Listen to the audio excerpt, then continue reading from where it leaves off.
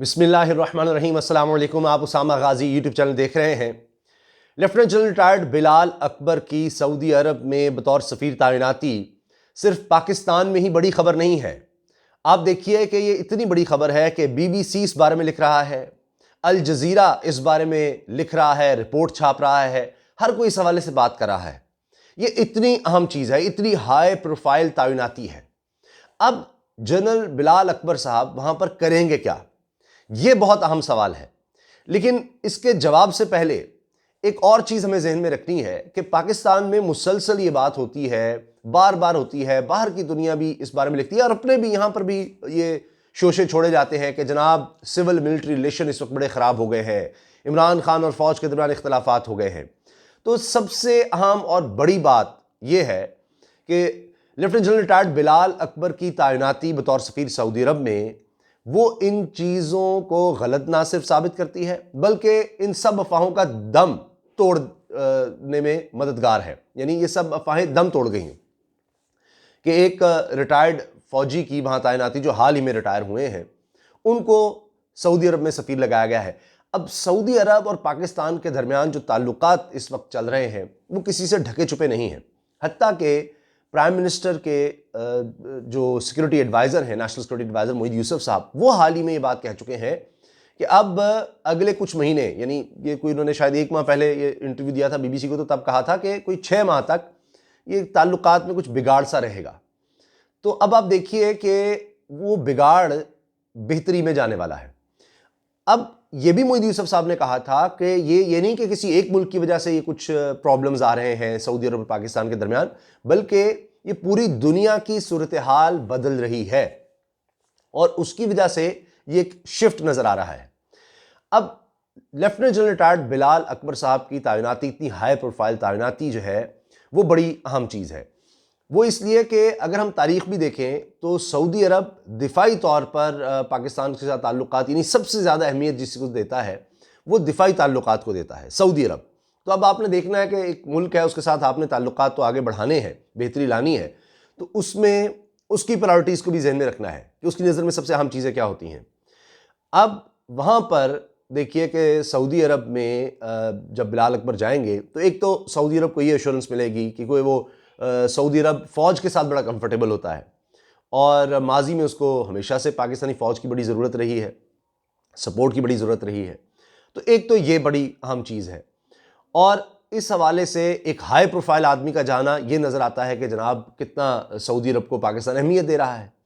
और मुशाहिद हुसैन सैयद साहब भी इसी मौक़िफ़ को दोहराते हैं और ये बात कहते हैं BBC को इंटरव्यू में कि जी ये एक हाई प्रोफाइल तैनाती है और दिफाई ताल्लुकात को बहुत ज़्यादा अहमियत देता है और सऊदी अरब बड़ा कंफर्टेबल रहता है फ़ौज के साथ मामलात करने में। अब इसकी मैं आपको मिसाल ये देता हूँ कि जब पिछले साल अगस्त में बयान आया शामिद कुरैशी साहब का कि जनाब कश्मीर पर मामलात को उस तरह नहीं लिया जा रहा हुआ इसी में 57 ममालिक में जिसको सऊदी अरब देखता है, तो उस तनाजुर में उन्होंने जब ये कहा कि फिर मैं मजबूर हूँगा वज़ीर आज़म इमरान खान से कहने पर कि एक ममालिक का, इस्लामी ममालिक का एक अलग से इजलास बुलाया जाए जहाँ हम कश्मीर की बात कर सकें। तो इसके बाद हालात बहुत ज़्यादा नहीं, तारीख़ में जो सबसे नीचे गए तो हम कह सकते हैं तब चले गए थे। तो फिर आर्मी चीफ और DG ISI यही 2 लोग गए थे, इन्होंने सऊदी अरब का दौरा किया था और हालात में बहुत वाज़े फिर बेहतरी आई थी। और उसके बाद अब तो मुसलसल बातचीत हो रही है शामिद कुरैशी की अपने हम मनसब से, सऊदी वज़ीर ख़ारजा से मुसलसल बात हो रही है। यहाँ पर सऊदी सफ़ीर बहुत ज़्यादा एक्टिव हैं। तो यहाँ पर जो सऊदी सफ़ीर हैं वो भी साबिक फ़ौजी अफसर हैं सऊदी अरब के, और अब वहाँ पर पाकिस्तानी एक हाई प्रोफाइल शख्सियत चली गई है। अब ये बात भी बड़ी अहम है कि इस वक्त सऊदी अरब को बहुत ज़्यादा ज़रूरत है। सऊदी अरब को दिफाई तौर पर बड़े मसाइल का इस वक्त सामना है। यमन का मामला है, अमेरिका में तब्दीली आ गई है, जो बाइडन अब सदर बन गए हैं, वो सऊदी अरब के बारे में एक अलग सोच रखते हैं, ईरान के साथ ताल्लुकात का एक अलग मामला है। और अगर हम माजी में जाएं तो आप देखिए कि इससे पहले 3 साबिक एडमिरल और एक ISI के साबिक चीफ यानी असद दुरानी साहब, ये भी सऊदी अरब में बतौर सफ़ीर जिम्मेदारियां निभा चुके हैं और इनमें एडमिरल अजीज़ मिर्ज़ा, हशाम सदीक भी सर फहरिस्त हैं जो लोग सऊदी अरब में रहे। इसके अलावा अभी आप देखिए कि ये जो हालिया दौर गुजर रहा है इसमें यमन में जब जंग छिड़ी 2015 में सऊदी अरब ने, तो पाकिस्तान से कहा जी वो भी इसमें शामिल हो, पाकिस्तान नहीं गया, वहां पर हालात नीचे गए थे। लेकिन 2019 में फिर मोहम्मद बिन सलमान पाकिस्तान आए और दौरा किया, तो बड़ा अहम था और बिल्कुल हालात बदल गए थे। लेकिन फिर आपने देखा कि अगस्त में ज़ाहिर है मकबूजा कश्मीर में जो जुल्म ढाया मोदी ने, उसके बाद फिर ज़ाहिर है प्रेशर आया सऊदी अरब और पाकिस्तान के ताल्लुकात पर। माजी में भी अगर हम देखें तो दिफाई बड़ी अहमियत रही है। सऊदी अरब को हमेशा पाकिस्तानी फौज की बहुत ज़्यादा ज़रूरत रही है। 1982 में ज़िया दौर में मुआहिदा हुआ था सऊदी अरब के साथ कि जी अगर ज़रूरत पड़ी तो पाकिस्तानी फ़ौज सऊदी अरब के दिफा के लिए आएगी।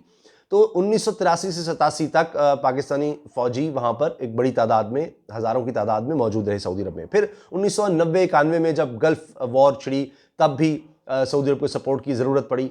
अब जवाब भी आता है, सऊदी अरब ने पाकिस्तान का साथ दिया मुश्किल औकात में। मिसाल के तौर पर जब अफ़गानिस्तान में जंग हो रही थी, तब आप देखें सपोर्ट मिली सऊदी अरब से। फिर 1998 में पाकिस्तान पर पाबंदियाँ लग गई थी जब एटमी धमाके किए गए थे, तो फिर सिफारती तौर पर तो सपोर्ट चीन ने भी किया, सऊदी अरब ने भी किया, लेकिन रकम की सूरत में भी, ऑयल फैसिलिटी की सूरत में भी सऊदी अरब ने पाकिस्तान की बड़ी सपोर्ट की थी। और इसी तरह से आपने देखा कि हालिया वक्त में भी जब इमरान खान साहब की गवर्नमेंट आई, तब भी $3 अरब दिए थे सऊदी अरब ने, और डेफर्ड पेमेंट पर ऑयल पेमेंट भी, वो अगरचे अब पाकिस्तान वापस कर रहा है, वो सारे मामला ख़त्म हो गए, मुआहदा ख़त्म हो गया। तो इसलिए अब जनरल रिटायर्ड बिलाल अकबर की तैनाती इतनी अहम थी कि इन मामलात को बेहतरी की तरफ लाना है। और साथ ही एक और अहम चीज़ ये भी है कि लोग प्रोपेगेंडा बड़ा शुरू कर देते हैं कि जनाब ये जी मिसाल के तौर पर BBC की रिपोर्ट में देखिए, उन्होंने अपना एंगल दिया हुआ है कि जो सिफारतकार हैं वो इस पर खुश नहीं होंगे कि जी वो प्रोफेशनल होते हैं, बड़े अरसे से थे जो यहाँ पर लगाए गए थे, वो भी एक प्रोफेशनल सिफारतकार थे, ब्यूरोक्रेट थे, उनको हटा के इनको लगाया गया। तो बात यह है कि कानूनी तौर पर, यानी इसमें रूल्स एंड रेगुलेशंस हैं कि 20% कोटा होता है, यानी जो सिफारतकार हैं या उस तरह हैं सिविल सर्विस में, उनके अलावा, और उनमें प्राइवेट लोगों को भी आप लगा सकते हैं 10% और 10% आर्म फोर्सेस के, यानी उनमें बहरिया से, फ़ज़ाइया, और इसके अलावा आप पाकिस्तान आर्मी से लोगों को ले सकते हैं। और ये नहीं कि इमरान खान ने किया है, इससे पहले भी मैंने असद दुरानी की मिसाल दी है, उससे पहले नवाज़ शरीफ साहब बहुत दफ़ा ये कर चुके हैं। और प्राइवेट पर्सन ने तो अताउल्ला कासमी को, नवाज़ शरीफ ने अताउल्ला कासमी को भी सफ़ीर तैनात किया था। तो लिहाजा ये चीज़ें होती नहीं है, जब एक कोटा मुकर्रर है तो उसमें से ही ज़ाहिर है ये तैनाती की गई है, जो कि बड़ी अहम है। और बिलाल अकबर साहब का जो प्रोफाइल है वो ज़बरदस्त है। 30 साल से ज़्यादा पाक फौज में सर्व किया, हाईएस्ट ओहदों पर, अहम तरीन ओहदों पर उन्होंने सर्व किया। DG रेंजर सिंध हो, कोर कमांडर के हों, चीफ ऑफ स्टाफ GHQ हों, दीगर जगह हों, उन्होंने हर जगह पर अपने फ़राइज़ बड़े बेहतरीन तरीके से अंजाम दिए हैं।